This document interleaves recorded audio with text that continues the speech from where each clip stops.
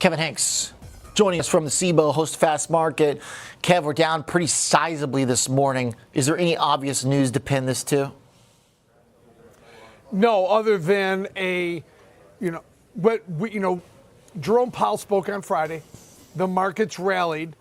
The Sunday show speakers didn't do anything to really change the narrative other than this has got to play out over the next coming weeks. Kevin Hassett is making comments this morning about quarter two is when we get to the tax cuts. The market will take off. The market, I'm looking at my charts, Oliver. Since January 13th, the dollar was 110. Now it's 136. 10-year yield on January 13th, 4.8. Now it's 4.23. Crude oil, January 15th was $80.77. Now it's 67 and some change here. So I think overall, the macroeconomic picture is getting better. But if you listen to news reports, it is uncertainty. Uncertainty is festering in the markets. You can't find a headline that is the least bit bullish in terms of looking at the markets.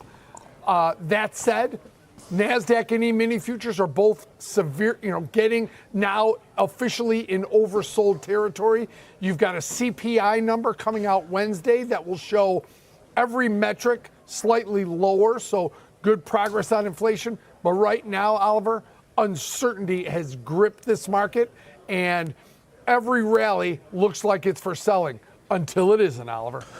The uncertainty, what are we uncertain at this point about, Kev? Like, we know there's tariffs coming. It seems like, what's the big fear? What's the big scare? What's not priced in here that is so alarming that we didn't hear about for months I agree with, on the campaign trail? I think everything, you know what I mean? A lot of things are priced in. Right. I think the macroeconomic setup is actually pretty bullish for the overall market. I don't disagree with you. Earnings were good. The biggest problem with the earnings season was some of the guidance was cautious going into the second half of the year just because of the problems or the discussions going around tariffs that, besides steel and aluminum and besides the tariffs on China, none of these other tariffs have really kicked in just yet. So they're all still in discussion territory. Yeah, the president of Mexico come out this morning. She's pretty convinced that the tariffs on Mexico are never going to happen because they're going to negotiate them away.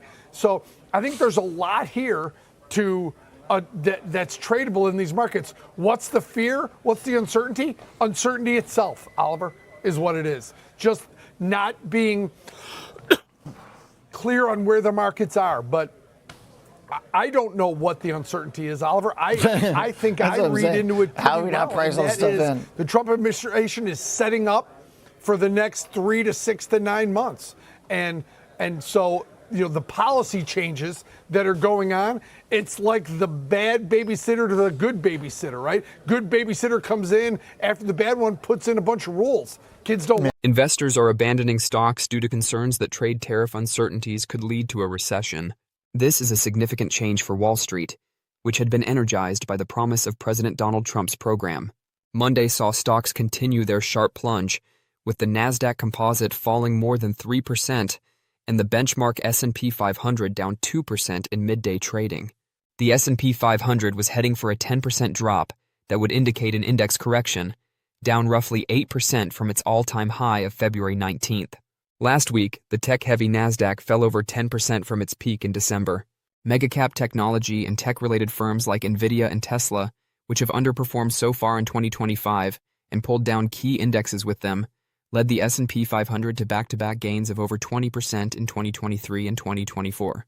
According to Ayako Yoshioka, senior investment strategist at Wealth Enhancement, there has been a noticeable change in opinion.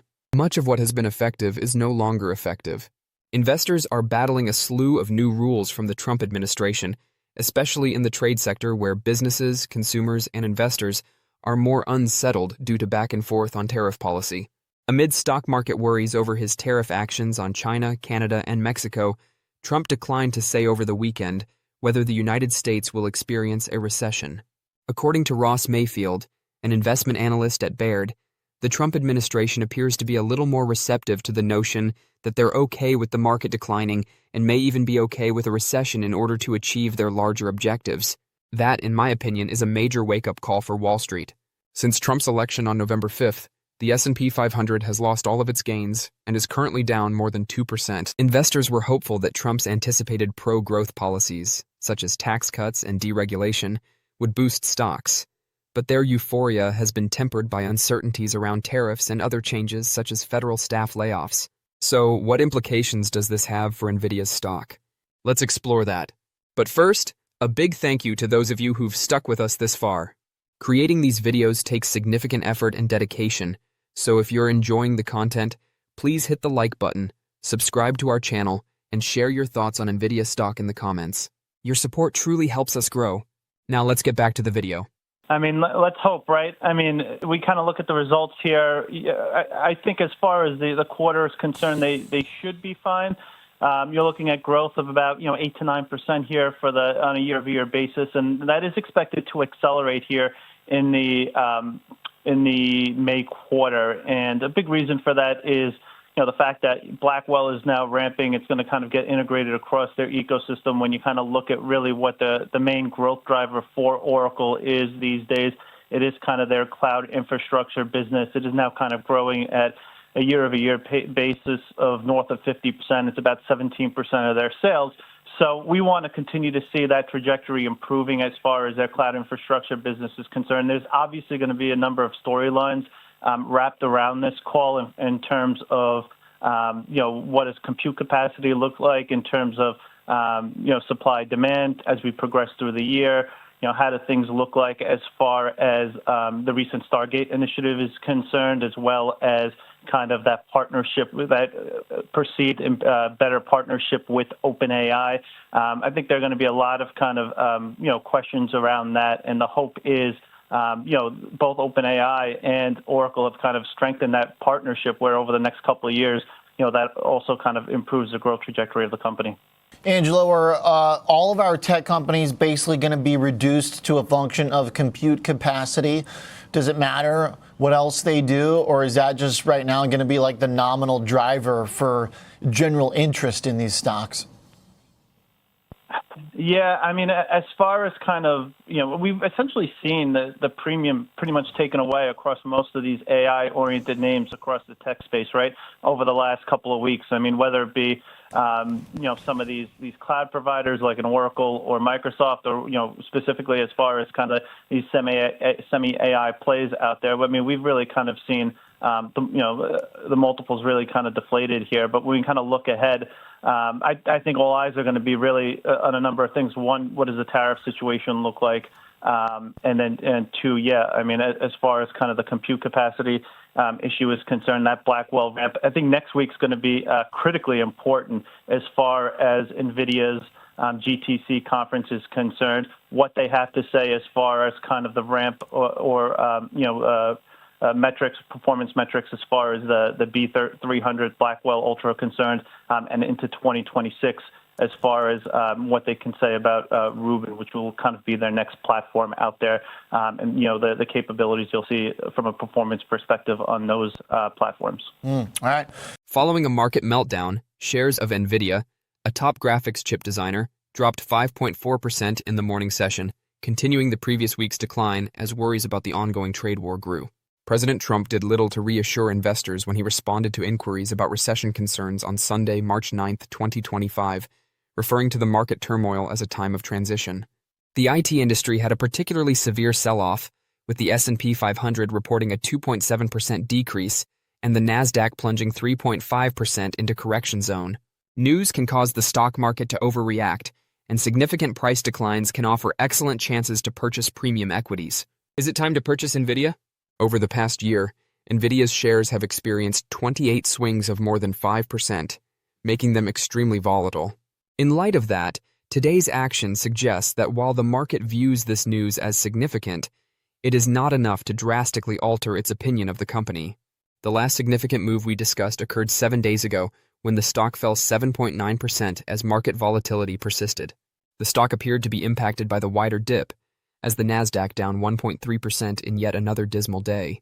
Another wall of concern about the U.S. economy was generated by tepid manufacturing and construction figures. The company's operations in China, which had been embroiled in the drama of the trade war, may also have worried investors. Notably, the Wall Street Journal revealed that some Chinese consumers were obtaining Nvidia processors by circumventing export controls. News of that nature might prompt authorities to consider more stringent regulations, which would further restrict Nvidia's operations in China.